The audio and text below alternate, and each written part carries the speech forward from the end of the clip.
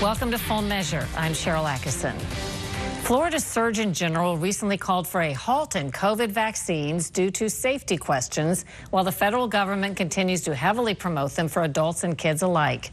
Today, we begin with a little-told story about COVID vaccine injuries. It's the story of Maddie, one of the children who took part in Pfizer's vaccine study on children. It's a remarkable account of what happened when Maddie got very, very sick, leading to accusations that Pfizer, the FDA, and the study leaders tried to bury her case.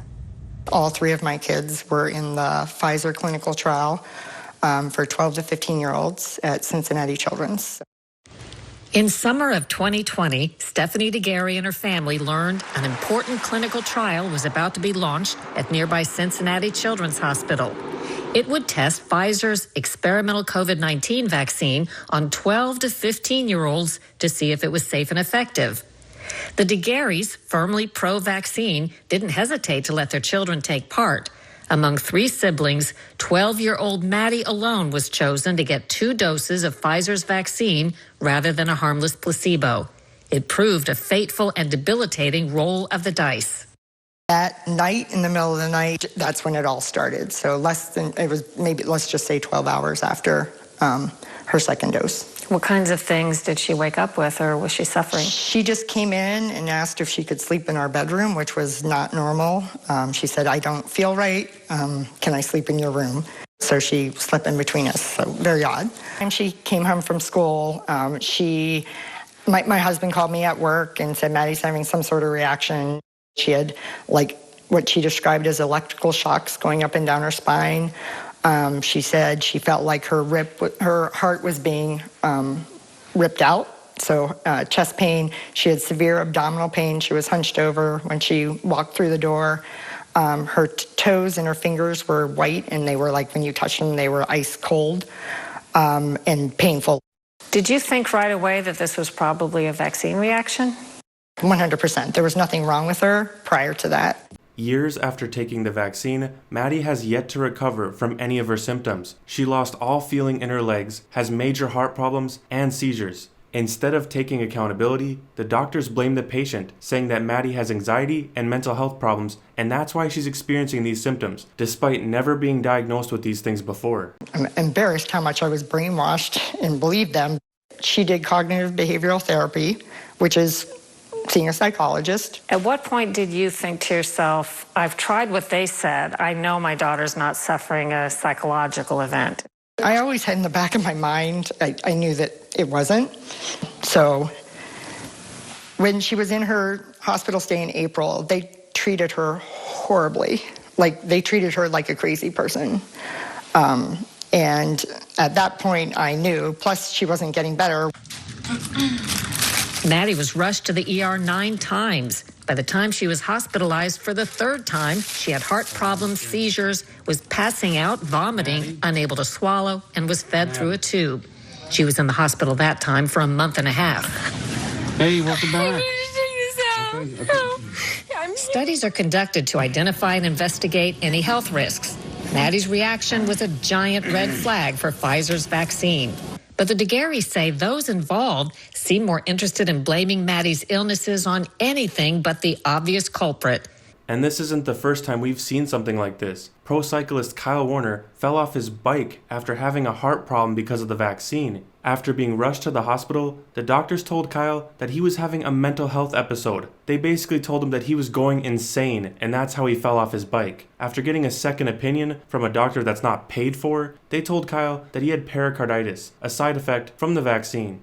While Maddie was fighting for her life, the FDA granted emergency use of Pfizer's vaccine for kids as young as age 12, based on the study Maddie took part in. You were super duper today, getting your COVID vaccine, Elmo. Yeah, there was a little pinch, but it was okay. I took a trip up there to the North Pole. I went there and I vaccinated Santa Claus myself.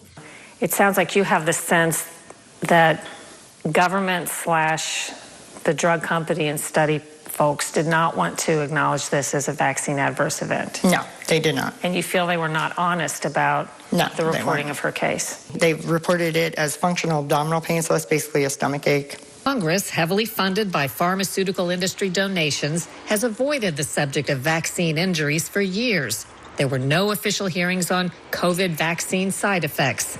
In November of 2021, Maddie and her mother appeared at an expert panel held by Senator Ron Johnson.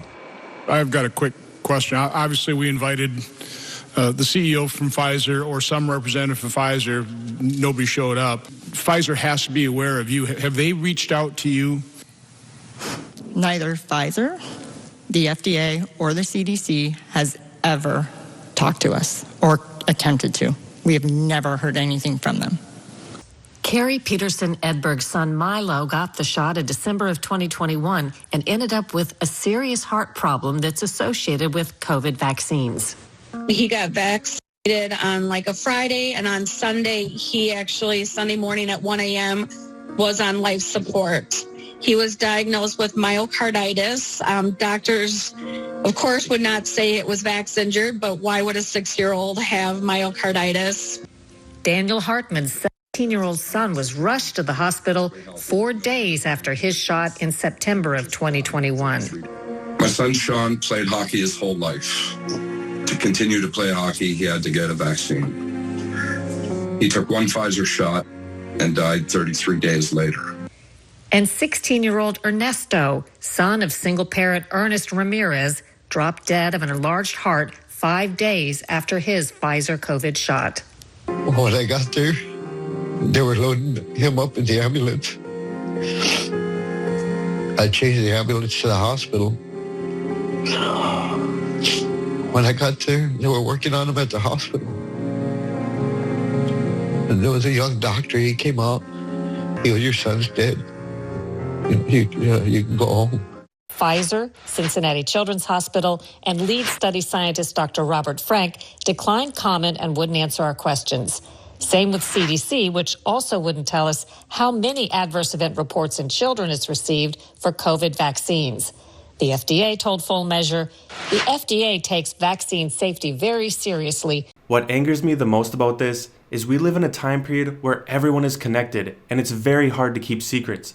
Yet the federal government managed to influence the mainstream media and all major social media platforms to keep these stories under wraps, deleting posts of concerned parents and labeling them as misinformation, calling people conspiracy theorists just for sharing their life experience. They shut down any other form of treatment that wasn't the vaccine, saying that it was ineffective. They lied to push an agenda for money. You just heard it in the report. Congress is heavily funded by pharmaceutical companies. So of course they're going to lie and say that the vaccines are 100% safe and no one would ever get hurt, even though in the medical world, we know that's never true. People are allergic or have reactions to pretty much anything. What sickens me the most is all of this was unnecessary. They were always going to make billions of dollars. We were in a global pandemic and everyone wanted the vaccine, especially if they needed it. So they didn't have to do this. All they had to do was be honest about the side effects and tell people to consult their doctors first, knowing that you're taking your own risk. But it's the fact that they forced people to take it. They forced people out of work. They forced people out of school if they didn't take this vaccine, and people ended up dying because of it. How greedy do you have to be to know that your vaccine is going to make billions of dollars and you're still going to force people to take it anyway? It's pathetic. But that's all I have for this video. Let me know in the comments what you guys think.